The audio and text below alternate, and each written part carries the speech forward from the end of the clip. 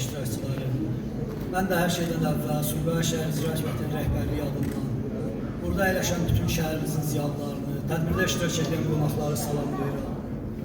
Bugün Cəlal müəllimin də qeyd elədiyi kimi Sumqayıt İctimai Ədəbi mühitində öz yeri, dəstə xəttli olan İlham Məmməd qızının həm yubiley tədbirinə, həm də kitabının təqdimat mərasiminə toplaşmışıq.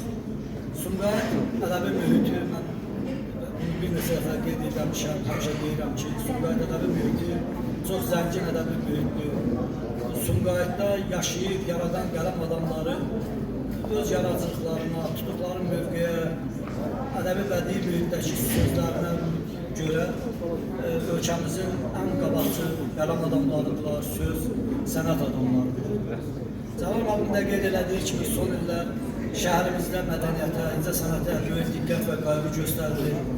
Şəhər rəhbərliyinin son illərdə həyata keçirdiyi geniş abadlıq quruculuq işləri içərisində mədəniyyət müəssisələrinə, incəsənət müəssisələrinin tikilməsi, yenidən qurulması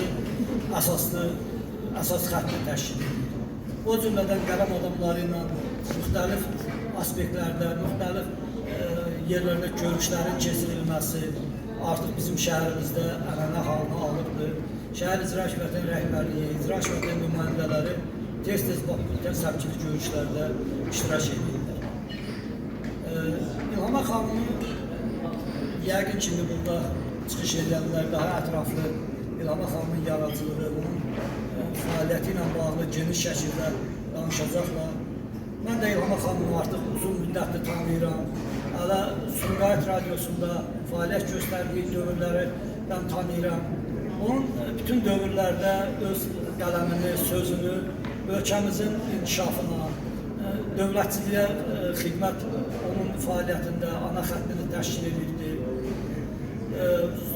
İşlədiyi bütün mətbuat orqanlarında İlham xanımın öz dəsti xətti, öz belə deyək, yolu var və bu yol hörmətə layiq bir yoldur. Eyni zamanda artıq bir müddətdir ki, İlham xanım şəhərimizin ictimai siyasi qəzeti olan Sumqayıt qəzetində fəaliyyət göstərir. Bu qəzetin səhifələrində də İlham xanım son illər ölkəmizdə həyata keçirilən geniş siyasətin təbliği, eyni zamanda şəhərimizdə görülən işlərin geniş oxucu kütlələrinə çatdırılması baxımından öz qələmini sınayır və bu istiqamətdə də böyük işlər görür.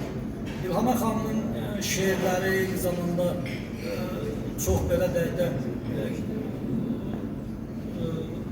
qəlbə yatımlı şeirlərdir. Onun şeirləri, yaradıcılığı da, ədəbi yaradıcılığı da jurnalist fəaliyyəti ilə şeiri qalmır, əksinə bəlkə ondan da biraz da irəli gedir.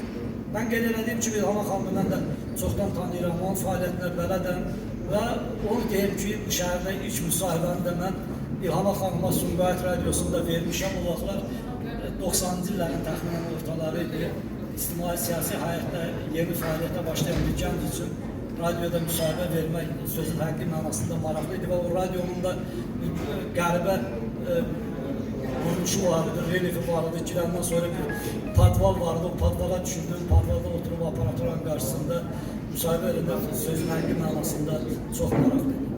İlham xanımın fəaliyyəti mən qeyd elədiyim kimi eyni zamanda şəhər rəhbərliyi tərəfindən də müsbət qiymətləndirilir və elə bu gün şəhər İcra Hakimiyyəti başçısının imzaladığı sərəncamla İlham xanım şəhərin ictimai həyatında fəaliyyətinə və yubileyi münasibəti ilə şəhər İcra Hakimiyyətinin fəxri fərmanı ilə təltif olunur. Mən icazənizlə bunu təqdim edirəm.